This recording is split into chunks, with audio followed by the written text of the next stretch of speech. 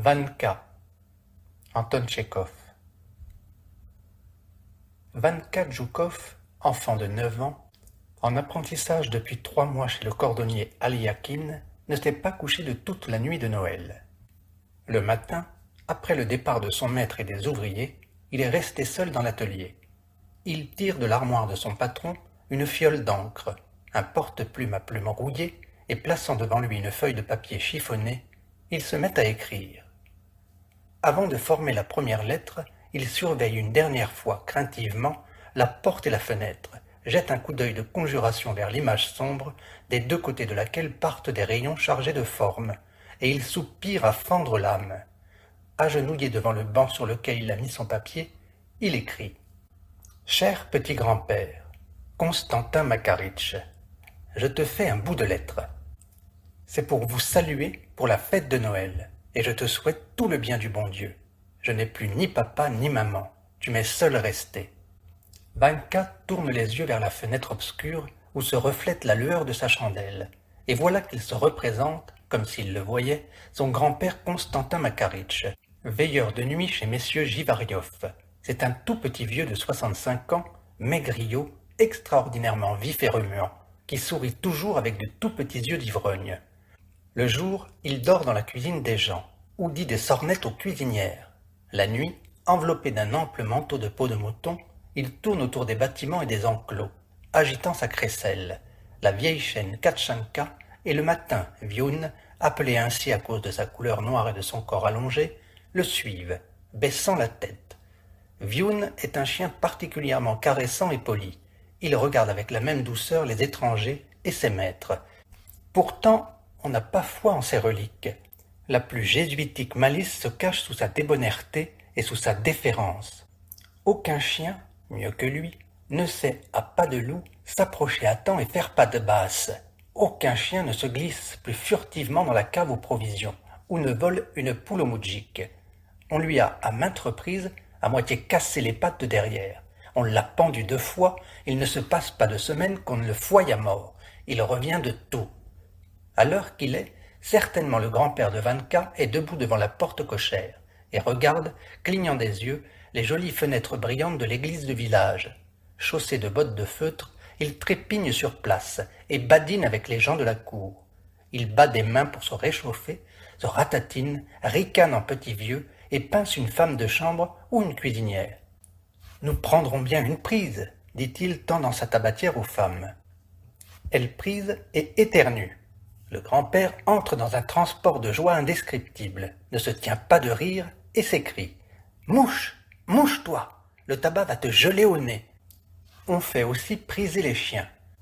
Katchanka éternue, secoue le museau et s'en va, offensé.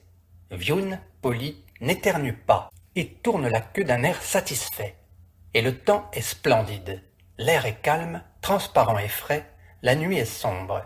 Mais on distingue cependant tout le village avec ses toits blancs, ses spirales de fumée sortant des cheminées, ses arbres argentés de givre et ses tas de neige. Tout le ciel est semé d'étoiles joyeuses et claires, et la voie lactée se dessine si nette qu'il semble qu'on l'ait savonnée pour une fête et frottée de neige. Vanka soupire, mouille sa plume et continue à écrire. Hier soir, j'ai eu une tripotée.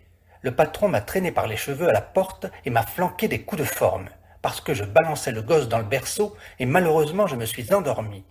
Aussi, dans la semaine, la patronne m'avait commandé de nettoyer un hareng, et j'ai commencé par la queue. Alors, elle a pris le hareng et elle m'a fourré son museau sous le bec. Les ouvriers ne font que se moquer de moi. Ils m'envoient au cabac chercher de la vodka, eau-de-vie, et me disent de voler les cornichons du patron. Ensuite, le patron me bat avec tout ce qui lui tombe sous la main. Et pour nourriture, rien de rien. Le matin, on nous donne du pain. À midi, de la katcha. Et le soir, encore du pain. Tant qu'à du thé et des choux, ce sont les patrons eux-mêmes qui les goufflent. On me fait dormir dans le corridor. Et quand le gosse pleure, je ne dors pas du tout. Il faut que je balance le berceau. Cher petit grand-père, fais-moi une grâce divine. Retire-moi d'ici. Ramène-moi chez nous, au village. Il n'y a plus du tout moyen. Je te salue jusqu'à terre et je prierai Dieu éternellement. Emmène-moi d'ici ou bien je mourrai. Vanka serra les lèvres pour ne pas pleurer, se frotta les yeux avec son poing noir et fit malgré lui 2 ou 3 sanglots. « Je t'écraserai ton tabac, continua-t-il. Je prierai pour toi, et si quelque chose ne va pas, alors tu me battras comme la chèvre grise.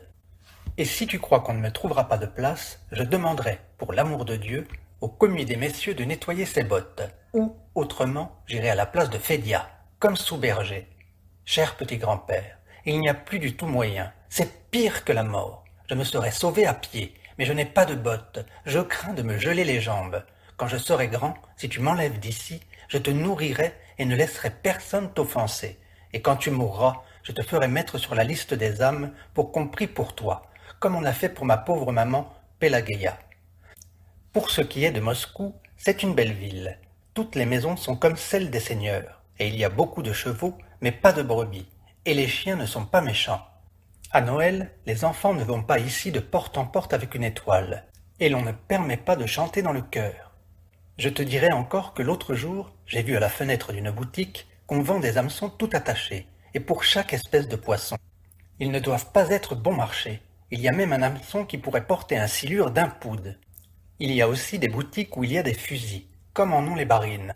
Je parie bien que chaque fusil coûte 100 roubles. Dans les boucheries, il y a des coqs de bruyère, des gélinottes et des lièvres. Mais pour savoir où on les a tués, les commis ne le racontent pas. Cher petit grand-père, quand il y aura chez le Seigneur l'arbre de Noël, avec des présents, prends-moi une noix dorée et serre-la dans mon coffre vert. Demande-la à mademoiselle Olga Ignatievna. Tu diras que c'est pour Vanka. Vanka soupira douloureusement, et de nouveau ses regards s'arrêtèrent sur la fenêtre.